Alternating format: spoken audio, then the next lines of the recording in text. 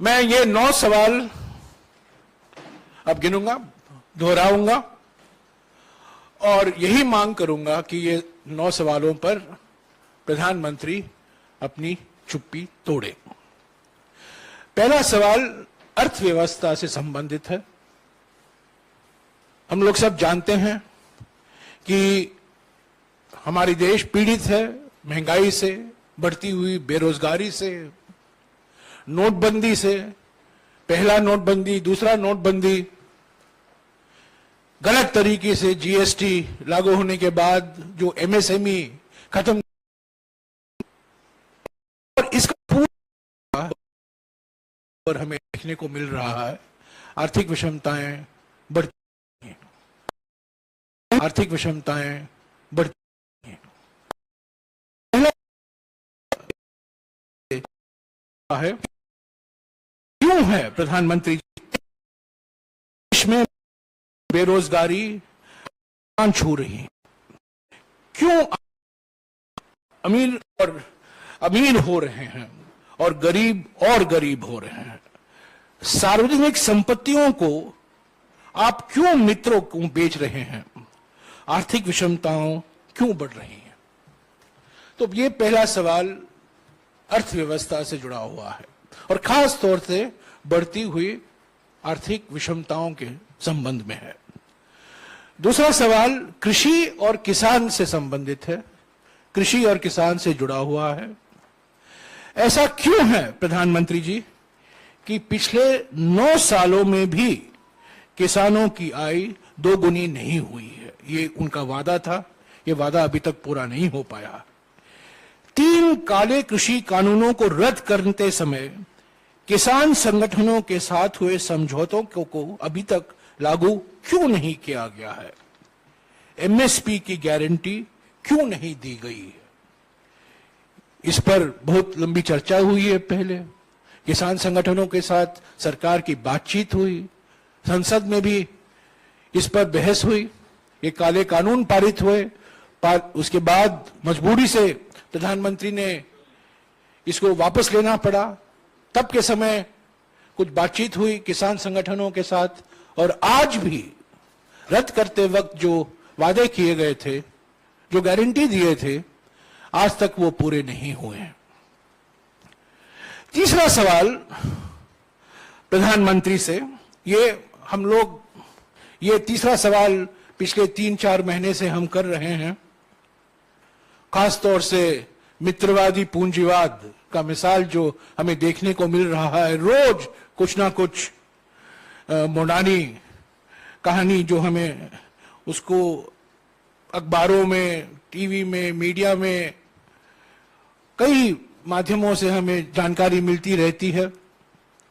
ऐसा क्यों है प्रधानमंत्री कि अडानी को फायदा पहुंचाने के लिए एलआईसी और एसबीआई में जमा जनता के खून पसीनों की कमाई को दांव पर दिया गया है?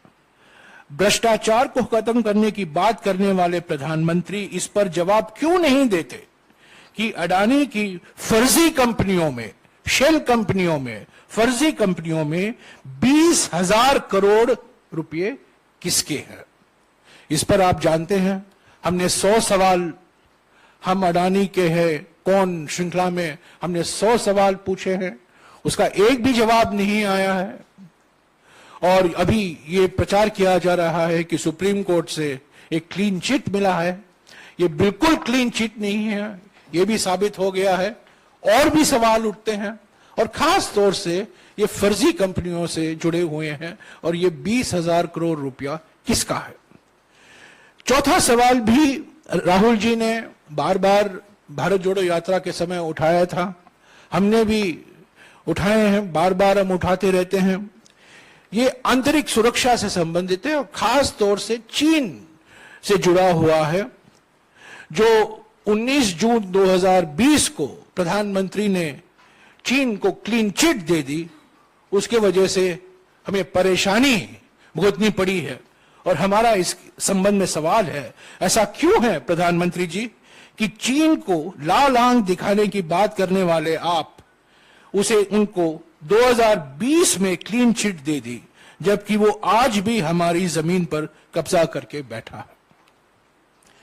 पांचवा सवाल, अभी आप देख रहे हैं मणिपुर में क्या हो रहा है, एक वो अभी नया मिसाल है। और भी राज्यों में ध्रुवीकरण फैलाया जा रहा है, हिंसा फैलाया जा रहा है।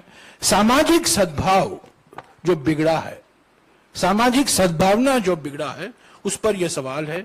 ऐसा क्यों है प्रधानमंत्री जी कि चुनावी फायदे के लिए जानबूझकर बंटवारे की राजनीति को हवा दी जा रही है और समाज में डर और माहौल बनाया जा रहा है। एक तरफ राजनीतिक विरोधियों के खिलाफ डर और धमकी, और दूसरी तरफ समाज में अलग अलग धर्म, अलग अलग जाति, अलग अलग भाषा, अलग अलग प्रांत में बंटवारे की राजनीति का उपयोग किया जा रहा है अपनी राजनीतिक मकसद के लिए।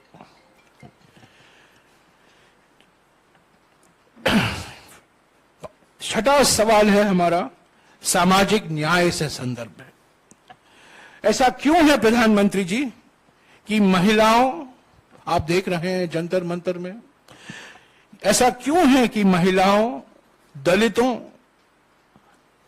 आदिवासियों, ओबीसी और अल्पसंख्यकों के खिलाफ हो रहे अत्याचारों पर आप चुप रहते हैं?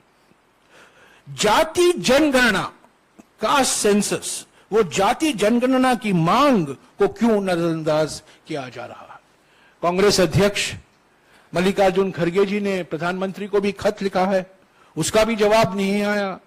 राहुल जी ने बार बार भारत जोड़ो यात्रा के समय इसकी मांग की। आप जानते हैं जब यूपीए की सरकार थी, हमने जाति जनगणना की थी, पर बहुत से कारणवश मैंने पहले आपको बताया है वो प्रकाशित नहीं हो पाया। और हमारी मांग है और अनेक विपक्ष पार्टियों की मांग है कि जाति जनगणना होना जरूरी है, पर यह अभी तक इस पर प्रधानमंत्री ने कुछ कहा नहीं है। लोकतांत्रिक संस्थाएं पर अगला सवाल है। ऐसा क्यों है प्रधानमंत्री कि विपक्षी दलों और नेताओं के खिलाफ बदले की भावना, प्रतिशोध की भावना से कार्रवाई की जा रही है? क्यों जनता द्वारा चुनी हुई विपक्षी दलों की कई सरकारें गिराई गई हैं? पिछले 9 सालों में संवैधानिक और लोकतांत्रिक संस्थाओं को क्यों कमजोर किया जा रहा है? 8वां सवाल, जन कल्याण की योजनाएं, मिसाल के तौर से महात्मा गांधी नरेगा। ऐसा क्यों है प्रधानमंत्री कि बजट में कटौती करके मनरेगा जैसे जन कल्याण की योजनाओं को कमजोर किया गया है? गरीब, आदिवासी एवं जरूरतमंदों के सपनों को क्यों आप कुचला जा रहा है? और हमारा अंतिम सवाल, प्रधानमंत्री को हम याद दिलाना चाहते हैं, कोरोना मिसमैनेजमेंट आज हम भूल गए हैं, पर एक समय था कोरोना महामारी से सारा देश पीड़ित था। ऐसा क्यों है प्रधानमंत्री कि कोरोना के कारण और खास तौर से कोरोना मिसमैनेजमेंट के कारण, कुप्रबंध के कारण 40 लाख लोगों ने अपनी जान गंवाई। 40 लाख लोगों की मौत के बाद भी उनके परिवारों को मुआवजा देने से मना कर दिया गया। क्यों अचानक लॉकडाउन करके लाखों कामगार साथियों के घर जाने के लिए मजबूर किया गया और उन्हें उनके हाल पर छोड़ दिया गया? तो साथियों, ये 9 सवाल हैं, 9 साल के 9 सवाल, भारत जोड़ो यात्रा के 9 सवाल, राहुल जी के 9 सवाल, हमारे कांग्रेस अध्यक्ष के 9 सवाल, कांग्रेस पार्टी के 9 सवाल और देश की जनता का 9 सवाल।